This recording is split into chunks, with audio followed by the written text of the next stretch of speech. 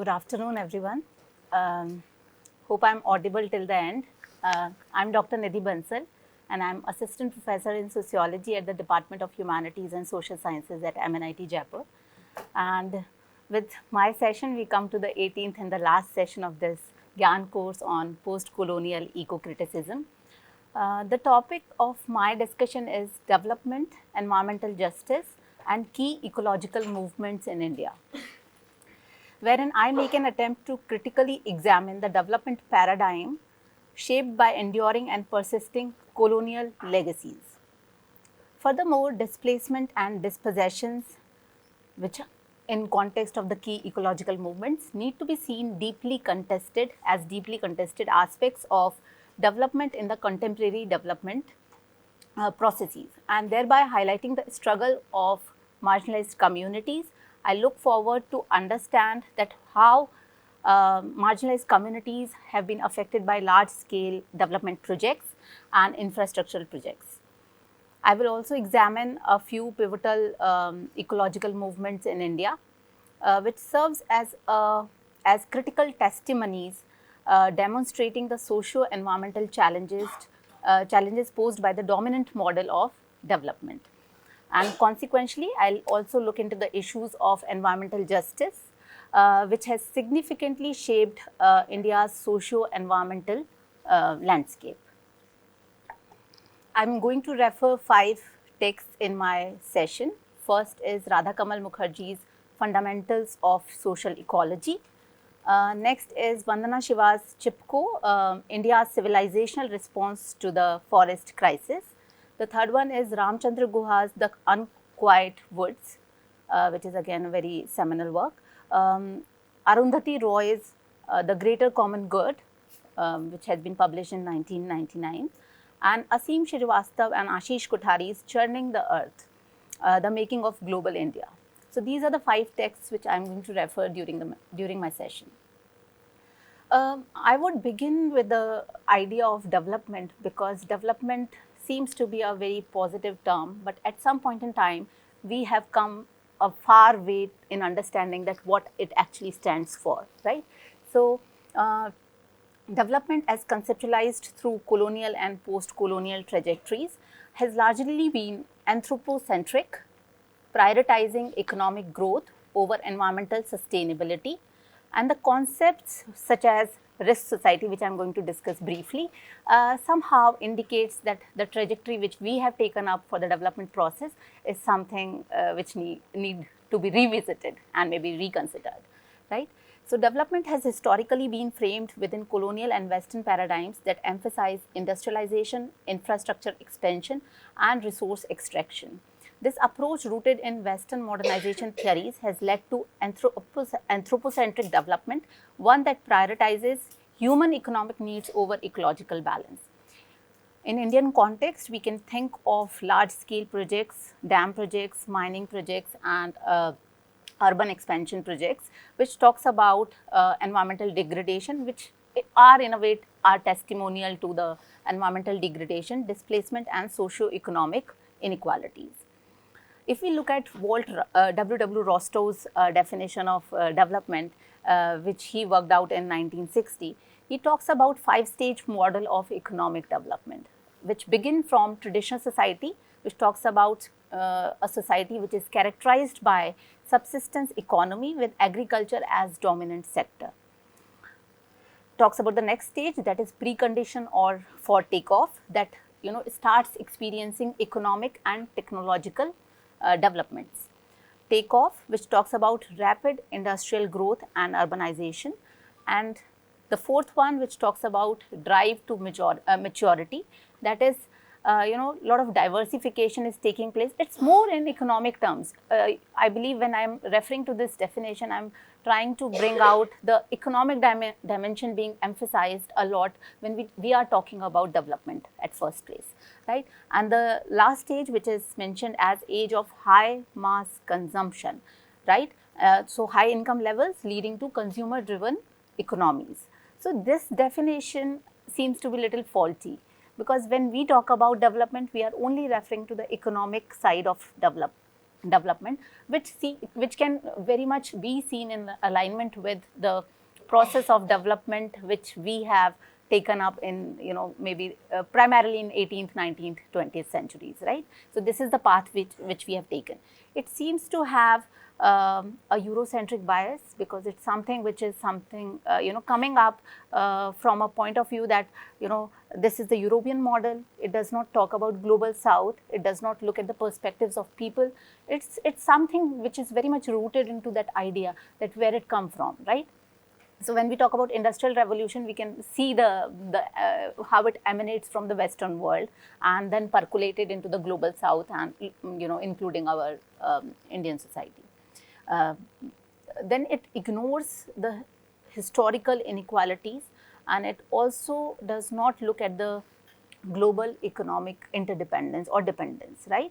So how we were going for globalization, how we went for the trade which was between different countries and different regions. So that is something which has not been taken into consideration. So overemphasis on economic growth has resulted into certain sustainability issues which we are facing now, and it is something which does not talk about it's very much rooted into the socio-political and other dimensions of the society, and needs to be seen in those contexts. So we cannot somehow overlook that idea, right? So this is Rostov's explanation to what we understand from development. But if we move ahead, we all have heard about Amartya Sen's capability approach, right? So it is something which is seeing development as freedom, right? It is talking about that development goes beyond. It does not only talk about economic growth or GDP. It emphasizes human well-being, freedom, and capabilities, right? So now we see that how the approach has been changing. Earlier we were completely into that development process from the economic point of view and the globalization and liberal and new liberal forces, but then we moved ahead, and it is something which we have now valued over a period of time. I would also talk about the idea of development with regard to sustainability, that is sustainable development. We know that how United Nations has talked about 17, has set up SDGs, 17 SDGs, which talks about sustainability as the core idea. Over a period of time, if we look at this trajectory, which starts from overemphasis on economic development and then moving ahead, talking about sustainability, taking consideration of people's opinion, their participation in decision making, and at the end of the day, what kind of impact does it make on environment, right? Or maybe how it is sustainable, right? So if we talk about sustainability, this development model that meets the need of the present without compromising with the ability of future generations in meeting their own needs, right? So this is the sustainable model which we now in a way value more as compared to the whole concept. What I'm trying to point out is that development is not a stable phenomenon. It is a tentative one, and it talks about that how we as society or we as people have also grown in that understanding over a period of time, right? And that becomes very, very significant in this context when we talk about post-colonial eco-criticism. So the concept of development which was imposed on India, specifically being very specific about India during colonial rule, it was centered around resource extractions, right, and economic exploitation. If we talk about the crops of indigo, which was a forceful action of colonial rule, which talks about that how you are supposed to go for a certain crop, right, and peasants and agrarian exploitation which took place at that point in time. Even when we talk about those practices of jamindari and ryotwari, which made land a resource, not a resource, in a way commodified it in such a manner that it was no more in the ownership of the communities. They were not the people who were owning those lands and the resources. Rather, they became source of economic exploitation of people, of land, of of the whole environment, right? So during the colonial rule, we can see that all those factors be it the more and more development of such processes, which we're talking about, that which anyhow resulted into destruction of small scale domestic industries. That was a systematic effort towards destruction of those small scale industries in India, and as a result of it, it made it a market and was exploited in such a manner. So British administration in India implemented large-scale deforestation, commercial agriculture, and railway expansion, prioritizing the interest of the empire over indigenous environmental practices. Post-independence, the Indian state largely continued this trajectory of modernization and saw a lot of big mega projects of dams, or maybe steel plants and other things, which were seen as symbol of national progress. However, this model often marginalized indigenous and rural communities, leading to ecological imbalances and social conflicts.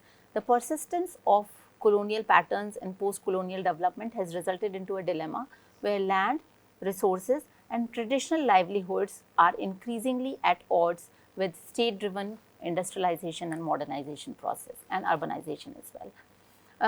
At this point in time, I would be happy to refer to the concept of Ulrich Beck, a noted sociologist, who talks about risk society, right?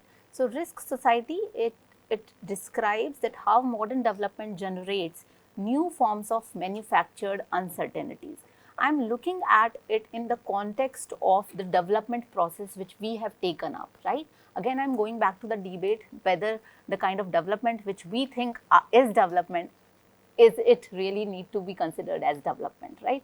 So whether the big buildings makes indicate development, or whether big infrastructural projects indicate development, or whether good HDI or maybe other things indicate development, or an integrated approach towards development is required, which is sustainable as well. So when we look at these manufactured forms of uncertainties, industrialization, fossil fuels, deforestation have significantly contributed to climate change, leading to unpredictable environmental risks such as extreme weather events, rising sea levels, and biodiversity loss. In India, unregulated industrial expansion, poor environmental governance, and unsustainable urbanization have amplified these risks.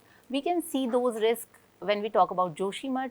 We can see those risks when we see poor AQI in NCR region.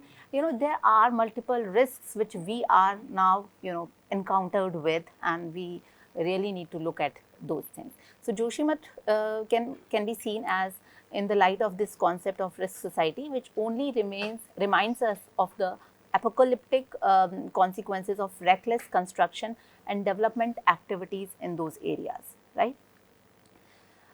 Ulrich Beck views development and modernity as primary drivers of risk society, arguing that the advancements achieved through modernization, particularly technological progress, create new and widespread risks that cannot be fully controlled, leading to a societal preoccupation with potential dangers and uncertainties across various aspects of life. As Professor Allen mentioned in his last session, that we are becoming little pessimistic with what is happening around us. We really cannot overlook those things which are in front of us and which are there. So when we talk about melting of polar region, snow or ice, and then we talk about how we are looking at maybe this pollution and other things. What Beck was trying to argue is that our majority of the concerns now surround or exist around the idea of how to address those risks which we have created in due course of time while we are heading towards development. So because we did not thought of those things, So we are now in a situation that our majority of efforts, if you look at what we are talking about majorly, be it everything, we are talking about whether we are having equality, whether we are, having access to pure air, water, and the basic things which we really think that we are entitled for. And, our major concerns are about, wars and other things. So I am primarily locating my discussion with regard to environmental crisis. But yes, all the uncertainties which we have created are resultant from the path which we have taken towards development. So the post-colonial development trajectory which India has taken, lead to profound mismatch between the land use, economic policies, and community rights. Right.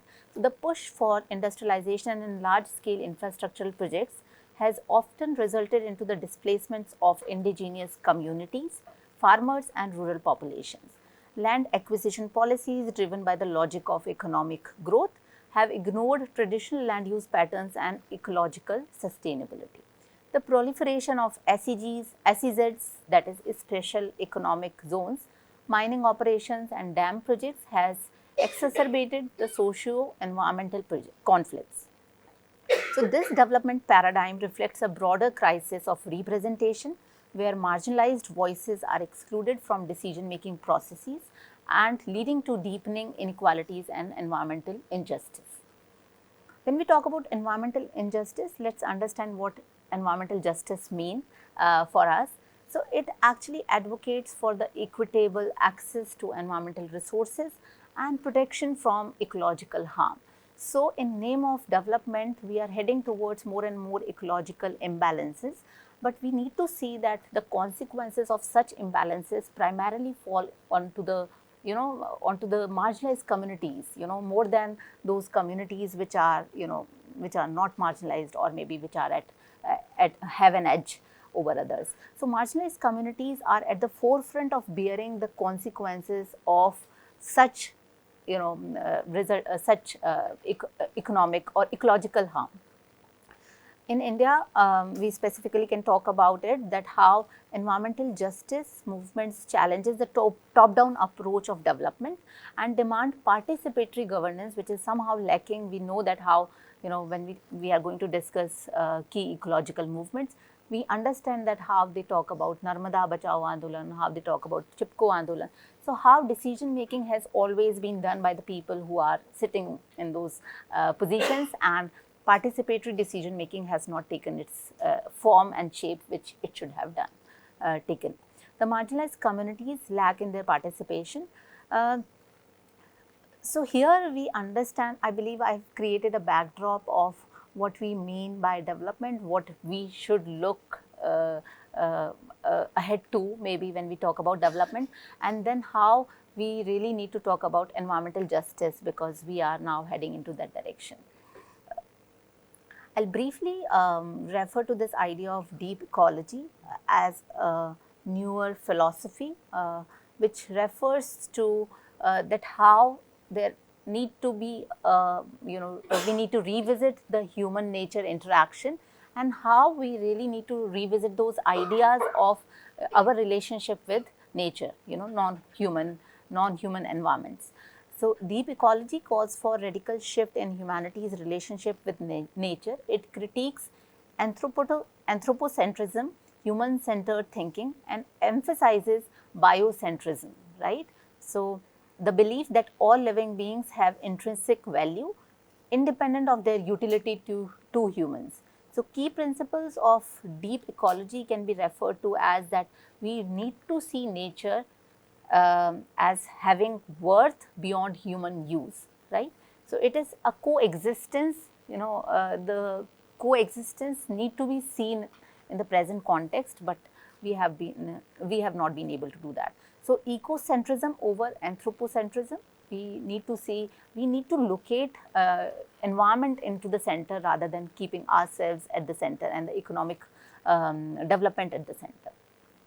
Holistic view of life, all species are interconnected and part of the larger ecological system, which needs to be seen in this context. And we really need to, go for minimalistic approach where we can we can advocate for sustainable lifestyles, right? And we can, save ourselves from exploitation of natural resources. So this decentralization, or we need to decenter the economic development and centralize what we really value. So that has to be done with regard to deep ecology. I believe you know that how deep ecology resonates, the basic, deeply embedded, knowledge systems which comes from communities. Because when we look at the knowledge systems which exist with people, we need to value that what they have with them, and in this process of development we have decentered that. I now begin with the first text which I am going to refer, that is Unquiet Woods. It is a seminal work by a historian and environmental scholar Ramchandra Guha, who examines the complex relationship between forests, communities, and he primarily locates his argument in this book in the Kumaon Himalayas, right? So the book explores how colonial and post-colonial forest policies disrupted traditional resource use, leading to peasant resistance, particularly through the movements like Chipko. Let me briefly talk about what Chipko movement is all about. Chipko movement originated in Himalayan region of Uttarakhand in response to the widespread deforestation driven by commercial logging. So felling of trees which was taking place in Himalayan region, and you need to see that where it emanates from.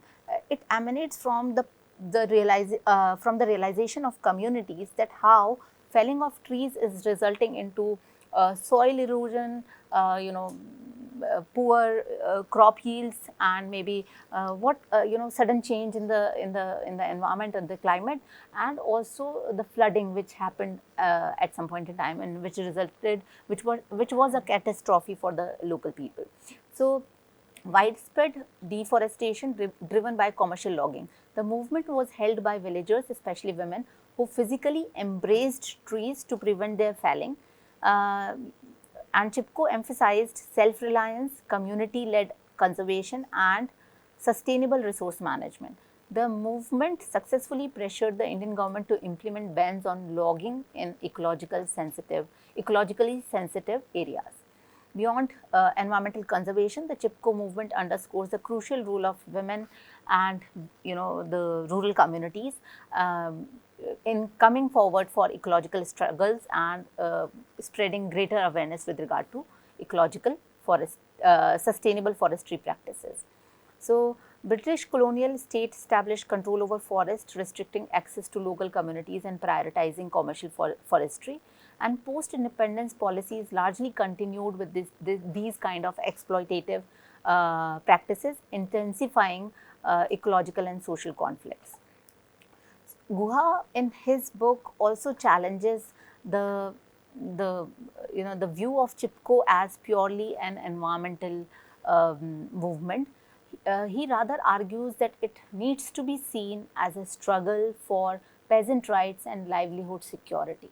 Because when we see that felling of trees was resulting into impoverished crop yields, it was an effort towards ensuring that kind of livelihood security. So the movement was rooted into historical conflicts over forest access. When we know that those rural communities are largely dependent on forest for their livelihood and for their sustenance. So that way that became a contested idea with regard to villagers having control on the forests and corporate exploitation which was going ahead with the commercial timber procurement. This book also talks about broader socio-economic structures, analyzing how economic policies marginalize peasants while benefiting the elite, right? So it critiques state-led conservation that ignored local knowledge and sustainable practices. So we can look at this Unquiet Woods as a fundamental text in environmental history and political ecology. It challenges dominant conservation models, advocating for community-based forest management. So communities which are seen in isolation with the ownership, which they had for years. The forest, which is basically should be in their own ownership because they own it in that manner, and they are the people who have traditionally been responsible for their sustenance also. So whatever they were doing, their knowledge was such that they not only were based into, their ownership was based into those areas, but also similarly they were responsible for the conservation and sustainable kind of procurement from those forests. So it provides historical perspective on contemporary environmental struggles influencing both academics and activists. So this book had been really influential in the way it talks about Chipko in Uttarakhand. With this, I move ahead with to the second text, that is Radha Kamal Mukherjee's Fundamentals of Social Ecology. Right. So it has been a pioneer work in the field of ecological sociology, offering a comprehensive analysis of the interrelationship between human societies and their natural environments.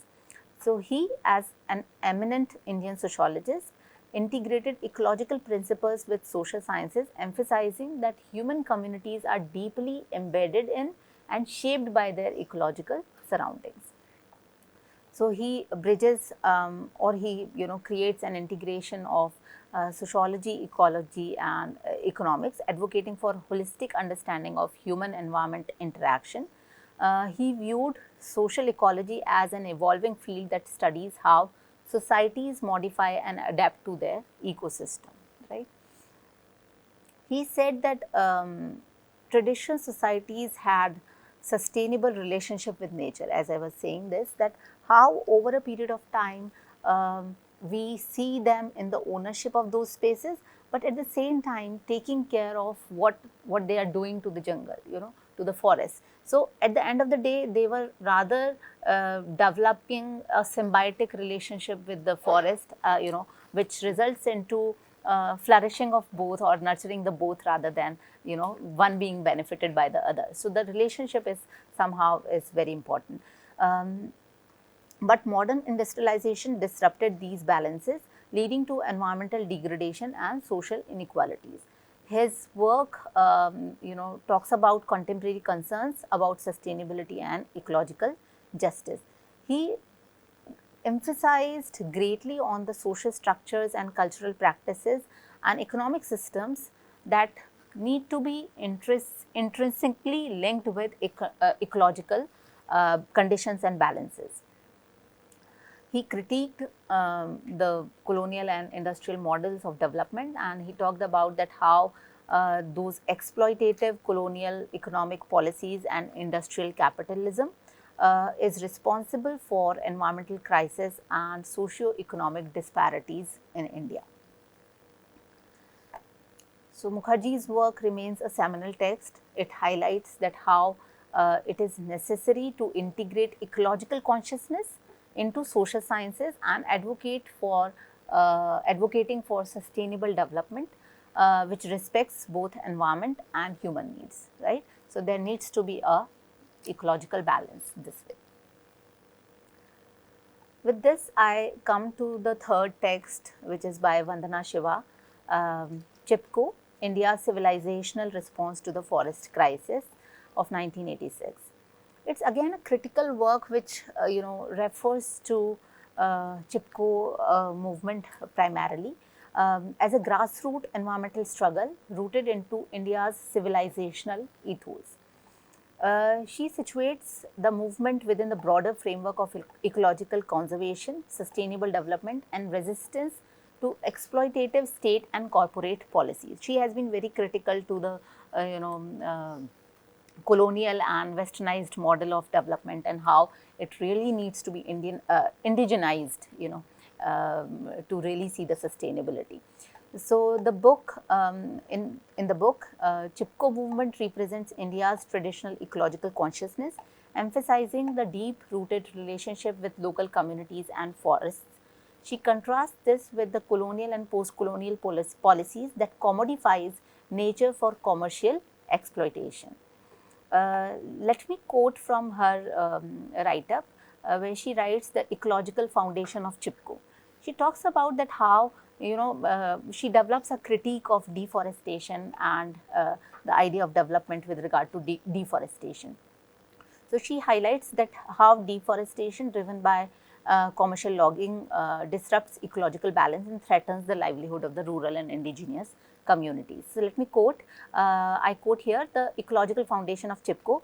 Both the earlier forest satyagrahas and their contemporary forms, the Chipko movement have arisen from the conflicts over forest resources and are similar cultural responses to forest destruction. What differentiates Chipko's from earlier struggles is its ecological basis.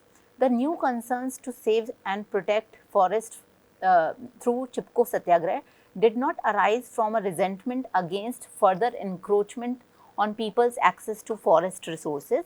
It arose from alarming signals of rapid ecological destabilization in the hills. Villages that were self-sufficient in food had to resort to food imports as a result of declining food productivity. This in turn was related to the reduction of soil fertility in the forest. Water resources began to dry up as the forests disappeared. The so-called natural disasters such as floods and landslides begin to occur in river systems which had hitherto been stable, right? So this is the way she refers to the ecological background because of which this Chipko becomes really important because it raised those concerns which we still are palpating in multiple ways. She also underscores the central role of women in Chipko movement, framing it as an eco-feminist struggle. Women as primary stakeholders in subsistence economy. We know that how women are primarily affected. We were talking about environmental justice. We understand that how people at peripheries are affected more than the people who are at center, right? So the center periphery duality exists.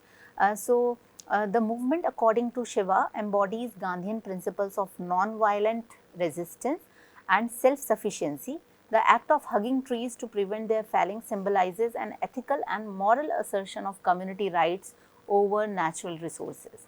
Let me again quote from Vandana Shiva's assertion of this idea of satyagraha. She writes, with the introduction of the Forest Act of 1878 and 1927, the access and the rights of people to forest were severely encroached upon. The following years witnessed the spread of forest satyagrahas throughout India as a protest against the reservation of forests for exclusive exploitation by British commercial interests and its concomitant transformation of a common resource into a commodity, right? So it was commodified. Villagers ceremonially removed forest products from reserved forests to assert their right to satisfy their basic needs. The forest satyagrahas were especially successful in regions where survival of the local population was intimately linked with the access to the forest as the Himalayan region, Western Ghats and the central Indian hills. These non-violent protests were suppressed by the British. In central India, Gond tribals were gunned down for participating in protests. On May 30, 1930, dozens of unarmed villagers were killed and 100 injured in Tilari village, that is Tehri Garhwal, which is about the Tehri dam issue. After the enormous loss of life, the satyagrahis were successful in reviving some of the traditional rights of village communities to various forest products. So this is what she writes in her article. So the book calls for a paradigm shift in development policies, advocating the decentralized forest management, community participation and sustainability over exploitative industrial forestry practices. It remains a seminal work in environmental history, as we all know, political ecology, offering a powerful critique of mainstream development while celebrating indigenous knowledge and grassroots activism as viable alternates for ecological justice. With this, I come to the fourth text, that is by Arundhati Roy, her essay, that is The Greater Common Good, published in 1999, which is As we all know, it is a powerful critique of large dam projects in India. Particularly, she's talking about Sardar Sarovar Dam on Narmada River, right? Okay, we can show that image of hugging the trees, and maybe I forgot to mention those images.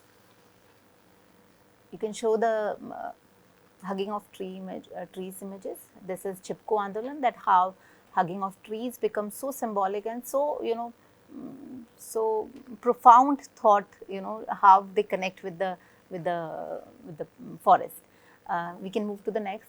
Yeah, these are the images. We can move to the next. I'm talking about Narmada Bachao, Narmada Bachao Andolan that was taken up by the people. So it was it's related to the Sardar Sarovar Dam on the Narmada River. So she writes in her signature lyrical yet piercing style, and she exposes that such kind of infrastructural projects have their own cost, cost in terms of humans, cost in terms of environmental degradation, and the way they connect. So, okay. So let me briefly refer to that how we talk about Narmada Bachao Andolan. We can move to the next image because it shows the how huge structure is this, and this has already gone through a roller coaster ride, because a number of times its height has been altered and changed, but now it has I think 181 meters height, 161 if I'm correct. So this is the way we see it. So let me briefly tell you what Narmada Bachao Andolan is. It emerged as a mass protest against the construction of large dam on Narmada River, particularly the Sardar Sarovar Dam, which it was led by Medha Patkar, the movement that opposed the forced displacement of thousands of indigenous and farming communities or the rural communities. It challenged World Bank's funding of the project, ultimately leading to bank's withdrawal. And the movement highlighted flaws in rehabilitation policies, exposing how displaced communities were often left without adequate compensation or resettlement options. We really know that it's not only about the rehabilitation with regard to what kind of facilities are given to them, what kind of compensation is given to them. I believe the connection with the land, which has only been measured with regard to the economic form of monetary compensation. I really need that. I really think that need to be revisited, because the connection can never be regained. The people who were. I'll refer to a few quotes which Arundhati Roy has mentioned in her essay. How people were sufferers and nobody was there to listen to them, and how they were put at margins and marginalized further, right? So she provides a fierce critique of large dams and questions the form of dominant development paradigm that glorifies large infrastructural projects while ignoring their devastating impact on local communities and ecosystems. She argues that displacement of millions, especially rural, tribal, and farmers, framed a necessary sacrifice for national progress. We have heard Nehruvian ideology with regard to how dams are the temples of modern India. So we really need to see, critique this idea whether it has resulted into that kind of scenarios. You must be aware that how India, I believe, houses more than 3,500 dams across, and they must have displaced a very big chunk of population without thinking that how people connect to the land, and how disembedding them from their their locations might result not that cannot be compensated. My point is that it cannot be compensated, and the dams which were seen as important for national progress and were symbolized as national progress and something which is necessary for that, we can see that how now we can see that how they have impacted the ecological balance. You must be aware that Europe is now on the path of removing their dams across, and they are the first, like they're leading with that kind of figures where they are removing dams in their ecosystem, because they have understood that those dams have resulted into more loss than gains, right? So they are in the process, and they are removing regularly, not only the old and not useful kind of dams, but rather those dams which have affected their ecological balances, right? So have impacted the environment in a very altogether very negative manner. So she writes, I quote, after Nehru left, the government of Gujarat arrived in strength. It acquired 1600 acres of land from 950 families of 6 villages. The people were Tadvi tribals, but because of their proximity to the city of Baroda, not entirely unversed in the ways of a market economy, they were sent notices and told that they would be paid cash compensation and given jobs on the dam site. Then the nightmare began. Trucks and bulldozers rolled in, the forests were felled, standing crops were destroyed. Everything turned into a whirl of jeeps and engineers and cements and steel. Mohan Bhai Tadvi watched 8 acres of his land with standing crop of jawar, tuar and cotton being levelled. Overnight, he became a landless laborer. 3 years later, he received the cash compensation of 250 rupees an acre in 3 installments.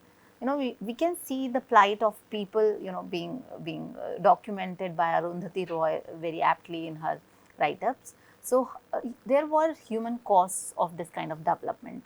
So the essay foregrounds the voices of displaced, portraying their struggles with heartbreaking clarity. Roy describes villages that will be submerged, home that will vanish, and the lives that will be irrevocably altered, all in the name of economic growth. She again writes at one place, talking about one of the person who has been displaced, Rambai, whose village was submerged when the Bargi dam was built on the Narmada. She now lives in a slum of Jabalpur. So she's trying to bring out that reality, that how those people who were displaced, were not given, opportunities to resettle in a dignified manner. Rather, they ended up being part of, being landless laborers, or being part of the those areas, slum areas. Roy critiqued the government's rehabilitation policies, which she described as inadequate, bureaucratic, and often non existent. The promise of resettlement is, in most cases, a hollow one, leaving displaced communities landless and impoverished. She talks about that how politicians, bureaucrats, and corporations benefit from dam project while the poor bear the brunt of their consequences. She also highlighted that how silencing the dissent, where those were resist, like activists like Medha Patkar and movement like Narmada Bachao Andolan, were vilified and ignored. I'll again quote from her write-up that's very important when we talk about the greater common good, the title which she has given to her essay, that how, it's very ironical to see that it's not meeting those ideas, where we start from. So big dams haven't really lived up to their role as monuments of modern civilization, emblems of man's ascendancy over nature. Monuments are supposed to be timeless, but dams have an all too finite lifetime. They last only as long as they takes nature to fill up them with silt, right? And as a result of it, we know that I believe World Bank has made a statement that by 2050, all the dams in India would, would lose their 30%, efficiency, because they will be able to store less as compared to what they have been built for, right? So they last as long as it takes nature to fill them with silt. It's common knowledge now that big dams do the opposite of what their publicity people say they do. The local pain for national gain myth has been blown wide open. So how, this whole idea of building dams for development, hydroelectric projects, irrigation and providing drinking water has not met those, like those hopes have not been met properly, right? So the big dams are problematic. This is what she is trying to make a point in her write-up. So, the greater common good ignites intense debates on development, democracy, and dissent in India.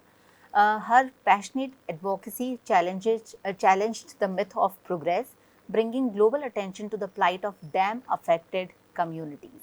Her essay remains a landmark work in environmental justice, political activism, and literary resistance, continuing to inspire critique of state driven mega projects that ignore their human and ecological costs. Right? So, this is what Arundhati Roy's this essay is all about.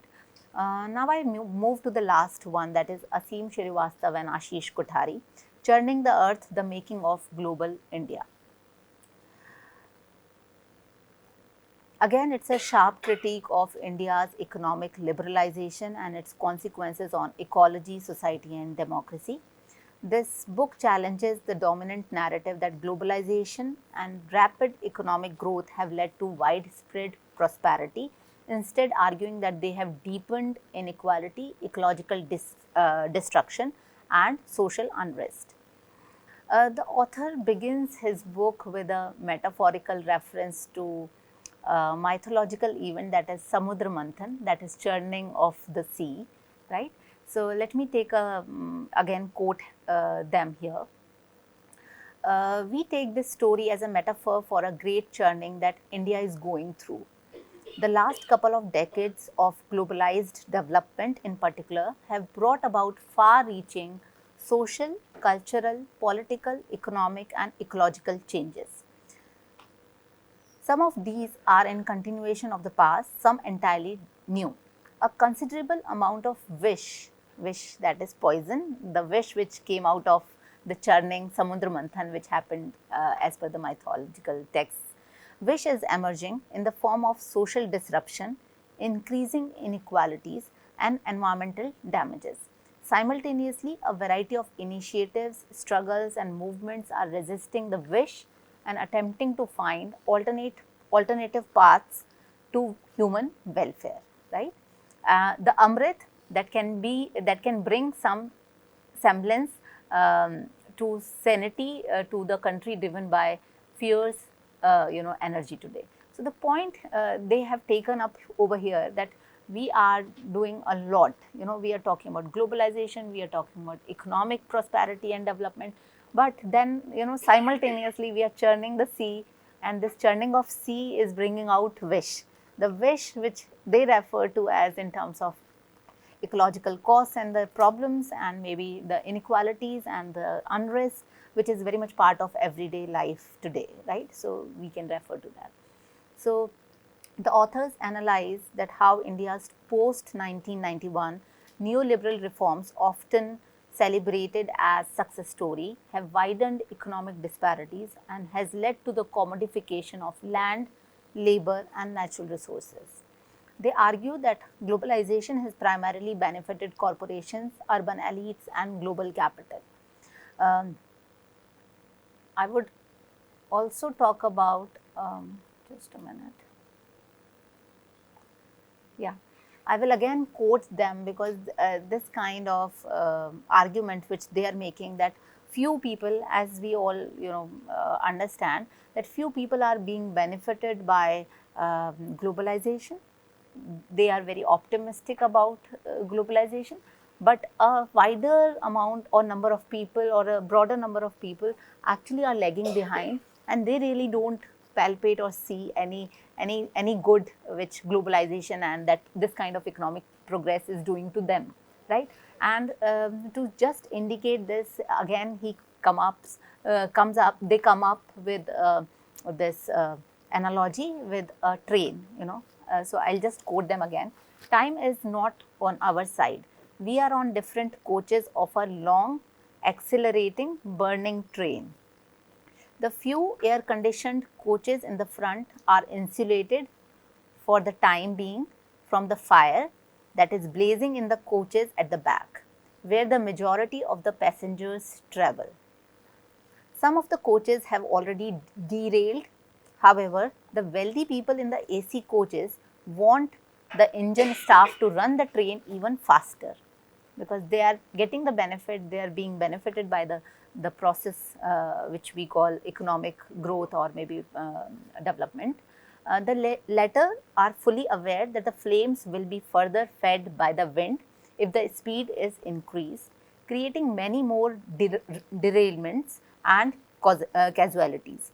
But they are either seduced by the thrill of the ride or appear helpless before the pressure brought upon them by the occupants of the luxury coaches. So they are saying that we all are the part or we all are on that train basically, but the few people who are in those AC coaches are being benefited and are happy with this process of globalization and economic development, and they really wanted to be fueled more so that they can run faster. On the other hand, majority of the people are lying behind and lagging behind, and they are not getting any such kind of benefits, and they are rather having fear of more and more casualties and derailments, right? So yes.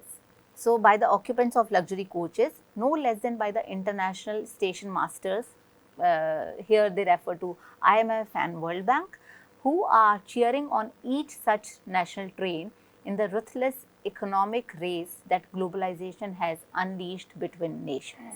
So, this is what they refer to, right? So, when we talk about all these texts, let me briefly talk about how they refer to other things. So, this book delves into the environmental costs of India's development trajectory, documenting large scale deforestation, water crisis, pollution, and biodiversity loss. The author contends that unregulated industrialization, mega infrastructural projects, and extractive industries have severely damaged India's ecological balance, pushing it towards an unsustainable future. Turning the earth highlights the human cost of economic expansion, particularly forced displacement due to land acquisition, mining, and large dams. The author exposed how millions of Adivasis, farmers, and fisher folk have been uprooted, often with inadequate compensation and little regard to their livelihoods. So, this illusion of growth, which is a GDP centric model of development, which comes from that, arguing that high growth rates masks underlying crisis, rising unemployment, agrarian distress, and food insecurity and urban alienation. We all know that what kind of life people are having in the urban areas, what kind of issues they face. So everything does not align with that idea of economic development, or are we happy with that kind of economic development? So the author challenged the idea of economic growth automatically translates into well-being, instead pointing to the alternate indicators such as environmental sustainability, community resilience, and social equity. We know that how happiness index talks about that idea that we really need to see the end, and means need to be again understood. So, churning of earth is a powerful and urgent call to rethink India's development path. It resonates with environmentalists, social activists, and scholars questioning the nexus of state, capital, and ecological destruction. By documenting both the crisis of potential solutions and the potential solutions, the authors offer a vision for a more just, sustainable, and democratic India. So, with this, I have covered those 5 texts which somehow integrates this idea how those ecological movements have been seen in the light of the development, so-called development, which needs to be revisited. So, the contradictions of modern development in India necessitates a critical rethinking of economic policies and environmental governance. Ecological movements such as Chipko, Narmada Bachao Andolan, or Tehri Dam protests reveal the deep-rooted tension between the industrial growth, environmental sustainability, and community rights. These movements underscore the importance of participatory decision-making, decentralized governance, and recognition of traditional ecological knowledge. Moving forward, development must be reimagined beyond the colonial and neoliberal frameworks towards models that integrate environmental justice, deep ecology, and sustainable livelihood. Only through such an approach, India can navigate the complex challenges of economic growth and ecological sustainability in the 21st century. Together, these texts underscores the need for alternative community-driven models of sustainability that resist hegemonic exploitative development, advocating for an ecologically just and decolonized future rooted into local knowledge, equity, and environmental ethics. Thank you. So with this, I conclude my